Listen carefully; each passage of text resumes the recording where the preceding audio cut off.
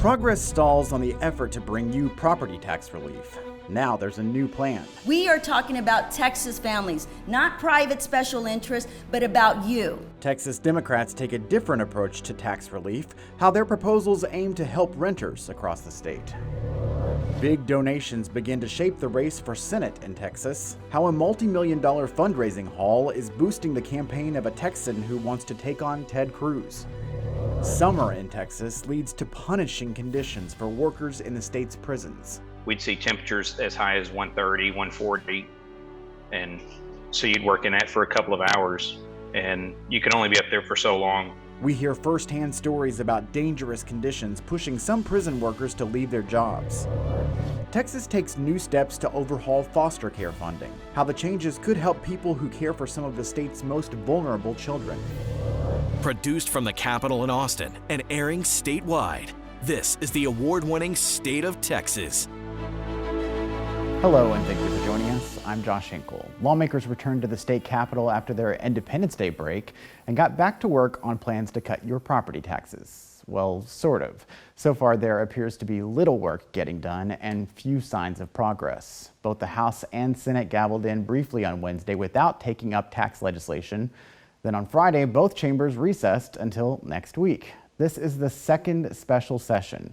Lawmakers are here because the governor and the Senate are divided on how best to give you a discount on your tax bill. At stake is nearly $18 billion that the state has set aside to lower property taxes. We told you last week how the House and Senate are taking different approaches. A House committee passed a plan to use the funding to lower school property tax rates. That is the governor's preferred plan. He calls it a step toward permanently eliminating property taxes. Meanwhile, the Senate last week approved a plan with a $100,000 homestead exemption. That's more than double the amount currently exempt from property taxes. Amid the division, one encouraging sign, House Speaker Dade Phelan said that he met with Lieutenant Governor Dan Patrick on Wednesday. That's something that did not happen in the previous special session. Patrick has said that face-to-face negotiations are the best way to end the impasse. So far, no word on a deal. But even when they do reach an agreement, many Texans are skeptical whether the plan will actually make much of a difference. The Texas Politics Project at the University of Texas asked voters whether they expected property taxes to go up or down. 42% said they expected an increase, while 21% thought their tax bills would stay the same. Less than a quarter of people polled believe their property taxes will go down. As top Republicans negotiate privately, some Texas Democrats are presenting their own tax relief plan. Progressive lawmakers in the Texas House say their plan is the only one that gives relief to renters. Capitol correspondent Ryan Chandler has a closer look.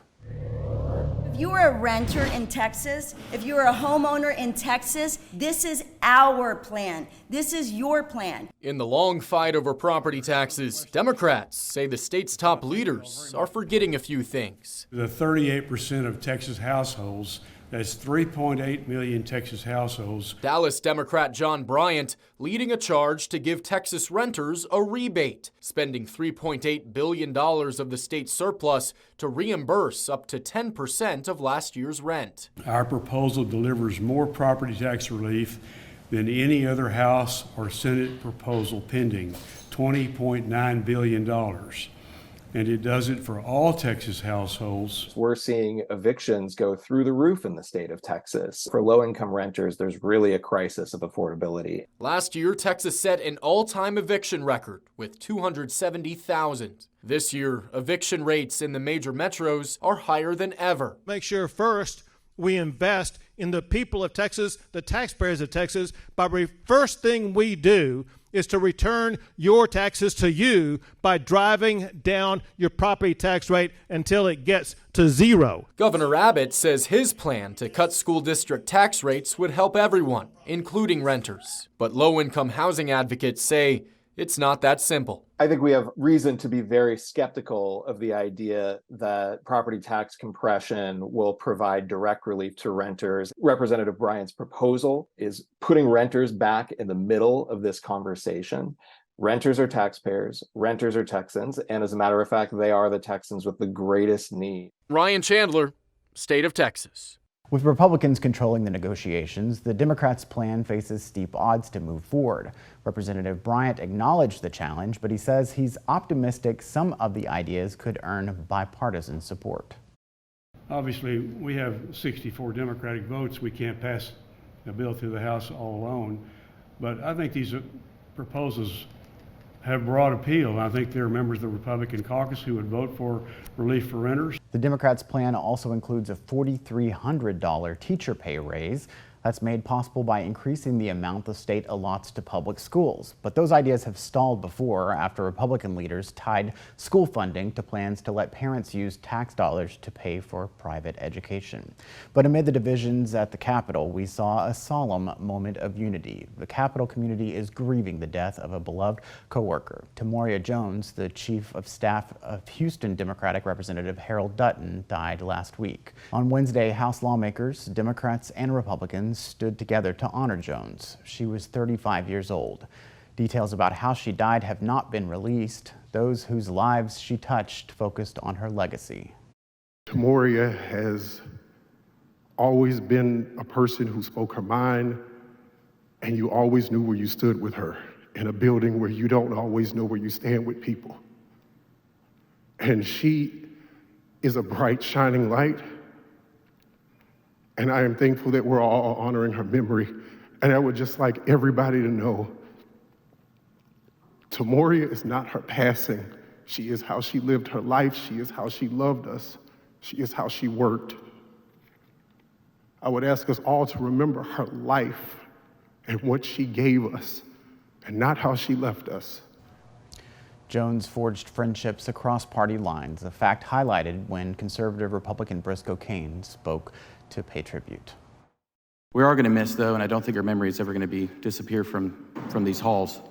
Because someone who has such an impact on these halls is always forever remembered. I have a feeling there will be more things that we're going to do in these coming days to honor her memory. House lawmakers unanimously approved a measure honoring Jones and recommending that she be allowed to be buried at the Texas State Cemetery. That's a rare honor for a Capitol staffer. The Texas Constitution includes strict rules on who can be buried in the state cemetery. It's usually reserved for elected state officials, but the governor or the legislature can recommend someone for the honor. Those requests must be reviewed by the State Cemetery Committee, which is part of the State Preservation Board. A Texan who wants to take on Ted Cruz is already bringing in big campaign donations. How his multi-million-dollar fundraising haul stacks up against the incumbent. Over 13 million new jobs since I've been elected to office. More jobs than any president's ever created in the first 2 years. President Biden campaigns on his economic record, why his claims about job creation need to be put in context. The summer heat creating dangerous conditions in Texas prisons, and not only for inmates. The staff members going down from heat, to put them in that environment is a recipe for disaster. How people working in prisons are battling high temperatures, with some choosing to leave their jobs.